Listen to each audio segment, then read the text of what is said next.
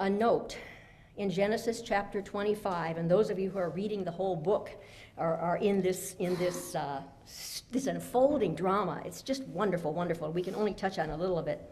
Abraham remarried, having had Hagar as a wife or a concubine, the mother of Ishmael, casting her out because Sarah could not deal with the possibility of what we might call a blended family, right?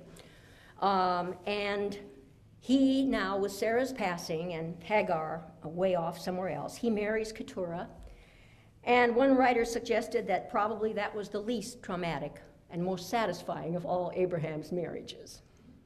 Well, that's speculation, but he has several more children with Keturah, who most of us have never heard of. The only mention of Abraham now connected with Isaac is when Ishmael, who was not able to be a brother to Isaac, because as soon as Isaac was born and Sarah saw Ishmael and Isaac playing together, she said to him, "Get rid of that woman and her son." So these two men, now they are men when their father Abraham dies, probably did not know one another very well. But they come together to bury Abraham, and they bury him next to Sarah in Hebron. So we have in our history this story, this wonderful story of what we might say the lineage of Judaism, Christianity, and the lineage of Islam coming together. And as some of us may know, presently in Hebron, the relationship between Jews and Muslims and Christians a bit is incredibly difficult. We would ask that this story could somehow live in reconciliation in Hebron today. So, Isaac the Overlooked. I had never heard a scholar ask this question: what might have been the impact of that walk up the mountain, of being tied to the altar, of being barely a second from death at your father's hand, to this boy? We don't know how old he was, maybe 10. He seems to have been still more a child rather than a youth. Well, to use a contemporary term, PTSD would seem at least the least that we might expect. And it is interesting because of Abraham, Isaac, and Jacob. Isaac is the most passive of those three patriarchs. Next week, I'm going to say this because it's so important to his character. Next week, Isaac will be tricked. Who will trick him? His much-loved wife, Rebekah, and his younger twin son, Jacob, who will together make him think he is giving the older son's blessing to Esau, when in fact, he is giving it to Jacob. As you read about this in the week to come, I would suggest this: neither one of those sons resembles Isaac closely. Esau is a man's man. He is a warrior, very hairy, but what God predicts for him is a life of violence and struggle. He's a very physical character. Jacob is a fast-thinking trickster. They are very different from one another, but neither one of them are very much like their father.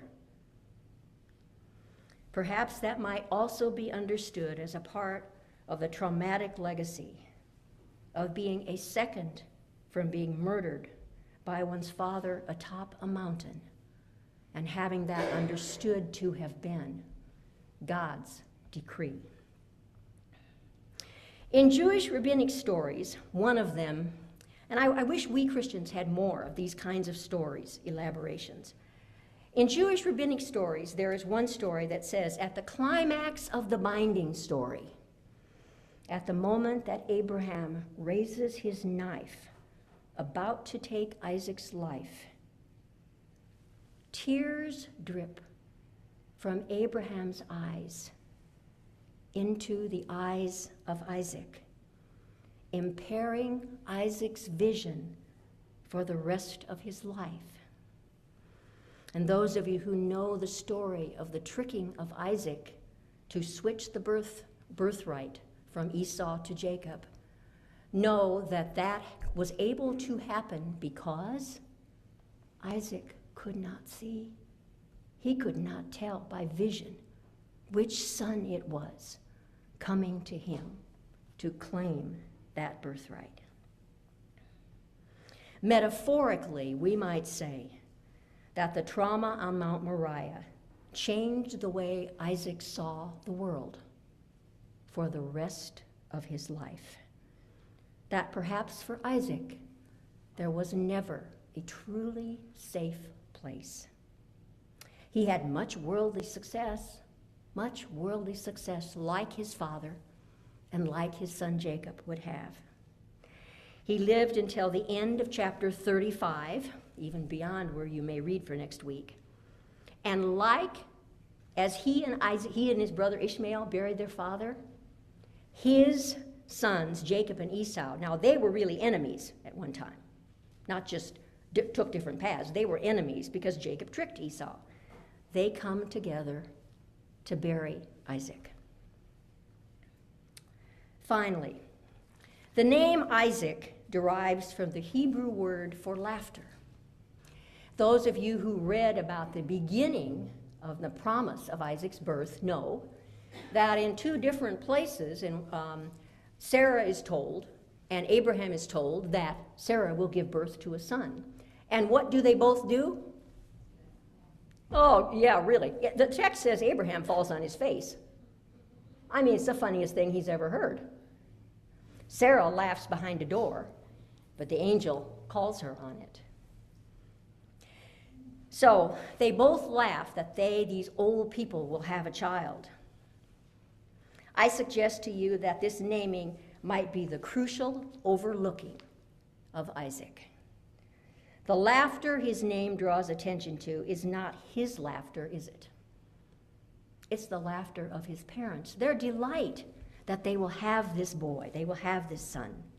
They celebrate his coming, yet they name him based on their own experience, not at all on who this baby reveals himself to be when he arrives. Isaac, overlooked even in his name and tricked as he approached the end of his life. Yet still, one of the three primary patriarchs of the Judeo-Christian tradition. It is important to remember in all these stories in Genesis, next week we move on to Jacob, it is important to remember, regardless of who the patriarch may be that we're focusing on, the chief character in every story in Genesis is who? God. God is the chief character in every story. So let that be part of your filter as you now begin to focus on Jacob the trickster. And by the way, question number 1, how is Isaac related to Rebekah? Abraham and Nahor are brothers. Isaac is Abraham's son, and Bethuel is Nahor's son. So Isaac and Bethuel are what? First cousins. Rebekah and Laban are children of Bethuel, so they're one generation back. So Rebekah and Isaac are first cousins once removed. The rest you can answer. Amen.